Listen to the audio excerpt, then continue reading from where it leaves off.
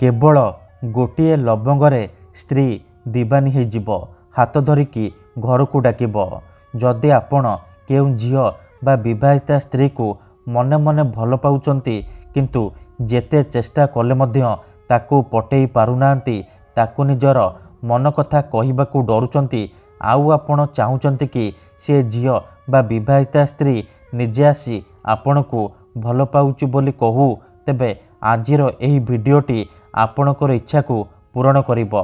कारण आजिर एही भिडियोटी रे मु आपणकू शिखेइबी केवल गोटे लवंगर साहाय्य नारी मोहिनी वशीकरण विद्या जार प्रयोग रे आपण सुंदरी सुंदरी झियो बा सुंदरी विवाहिता स्त्री को निज बसरे करि परिबे ताकू पटेई ताठारू किछि भी काम हासिल करि परिबे। जेउ झियो आपण को भाव देउ नथिला इग्नोर करुथिला से झियो निजे आसी आपण को भल पाउची बोली कहिबो। पड़िशा घर भाउज बा विवाहिता स्त्री हाथ धरिकी रूम को डाकिब जहाँ चाहिए ताहा करिबो कोनोसी प्रकार बाधा देब नाही।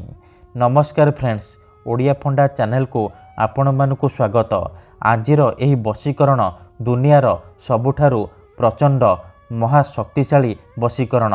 एहार प्रयोग केबे भी खाली जायनी। जी भी एहाकू करिछि सफल होइछि। आपण भी विश्वासर सहित गोटे लवंग आनी एही वशीकरण करिकी देखंतु। ग्यारंटी देउछि जेउ झियो बा स्त्री उपरे एही वशीकरण प्रयोग करिदेबे सीए सेही समय ठारू आपणक प्रेम रे दीवानी होइजिब। पागली परी आपणकू भल पाइबाकू लागिब। आपणकू छाड़ी रही पारिबनी। लवंगर एही वशीकरण को पूर्वरु प्रयोग करिकी देखा जाइछि। एहार प्रयोग रे हजार हजार लोक माने लाभवान होइछंती। निज पसंदर सुंदरी झियो बा सुंदरी विवाहिता स्त्री को मुहूर्तक भितरे पटेई पारिछंती आउ ताठारू निजर मन चाहुतिबा काम हासिल करि पारिछंती। जदि केउ झियो आपण को धोखा देइछि आपणक सहित कथा हेउनी अन्य काहाकू भल पाउछि अन्य काहा सहित कथा हेउछि तेबे मो कथा मानी आजी गोटे लवंग आनी एही वशीकरण करिकी देखंतु।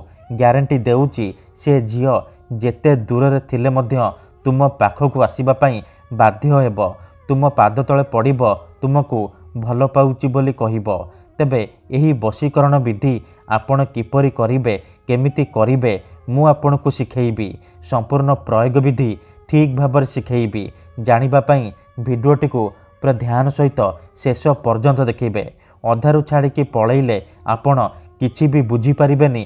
परे कमेंट करिवे गुरुजी आपणकर वशीकरण काम करूनी। देखंतु जेउपरि आपण भगवान को मानुचंती भगवान को ऊपर विश्वास रखिचंती निजर सबु दुख कष्ट असुविधा भगवान को जणाउचंती। जदि से असुविधार समाधान न हैला तार माने नुहे कि भगवान नांती। सेही परी मंत्र तंत्र हुए वशीकरण काम करे किंतु एहाकू आपणकू सिद्ध करिबाकू पड़िबो। प्रयोग विधि को ठीक भाबरे करिबाकू पड़िबो। मु आपणकू जेमिति शिखेइबी आपणकू ठीक सेही परी करिबाकू पड़िबो। तेबे जाई मु आपणकू ग्यारंटी देउछि आपण सुंदरी सुंदरी झियो को पटेई पारिबे। पड़िशा घर भाउज को पटेई पारिबे। ताठारू किछि भी काम हासिल करि पारिबे। एथिपई आमर तंत्र शास्त्ररू मु आज आपणक पई प्रचंड महाशक्तिशाली वशीकरण नहीं आसीछि। एथिपई आपणकू बेसी किछि सामग्रीर आवश्यक नाही। केवल गोटे लवंग आनिबे तापरे मु आपणकू किछि प्रयोग विधि शिखेइबी। आपण सेही प्रयोग विधि को ठीक भाबरे करिदेबे। तापरे देखिबे जेउ झियो पटु नथिला से झियो आपे आपे पटिजिब। जेउ विवाहिता नारी बा पड़िशा घर भाउज आपणकू भाव देउ नथिला सीए निजे हाथ धरिकी रूम को डाकिब।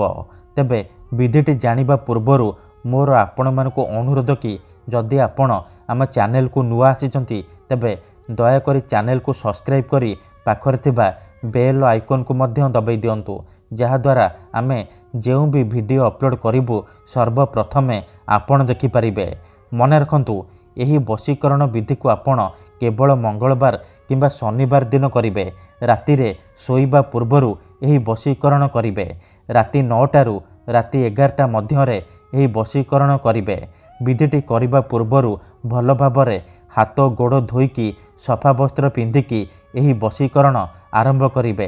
प्रथमे आपण कौन करेंगे, गोटे लवंग आणवे, खंडे साधा कागज आणवे, कला कलम आउ अल्प टिके लाल सिंदूर आणवे। एतिकी जिनिष आनी सारिबा परे कौनसी एक जगार चुपचाप बसी पड़े। ध्यान रखिबे जोठारे आपनकु केही देखिबेनी किंबा डाकिबेनी। तापरे जो कागज आनिचंती से कागजरे कला कलमर साहाय्य से झील बा स्त्रीर नाम लिखिबे जहाको आपण पटेइबाकू चाहुचंती। नाम लिखि सारिबा परे से नाम उपरे लवंग रखिदेबे आउ अल्प टिके लाल सिंदूर से लवंग उपरे पकईदेबे। तापरे से कागज को भल भाव मोड़िकी डाहाण हाथ मुठेईकी धरिबे। ठीक अछि। तापरे आखि बंद करिकी सेई झील बा विवाहिता स्त्री को मने मने भाबिबे, तार मुह को निज मनरे भाबिबे। तापरे मात्र 3 थर एही गोटिए मंत्र को पढ़िबे। तापरे मुठा खोलिबे आउ से कागजरे गोटिए थर फुंकीदेबे। मंत्रटी परी ओम चौन चामुंडाय आमुकं मे वश्यम कुरु कुरु फट स्वाहा। ओम चौन चामुंडाय आमुकं मे वश्यम कुरु कुरु फट स्वाहा। आमुकं जगार आपण सेई झील बा स्त्रीर नाम कहिबे जहाको आपण बसरे करबाकू चाहुचंती। मंत्र पढ़ी सारिबा परे मुठा खोलिबे आउ से कागजरे गोटिए थर फुंकीदेबे। एतिकी करि सारिबा परे आपण सांगे सांगे से लवंग आउ कागज को जालीदेबे। जेमिति आपण लवंग आउ कागज जालिबे सेपटे प्रभाव पड़िबा आरंभ होइजिबो। से झील बा विवाहिता स्त्री आपण आड़कू आकर्षित हेबाकू लागिबो।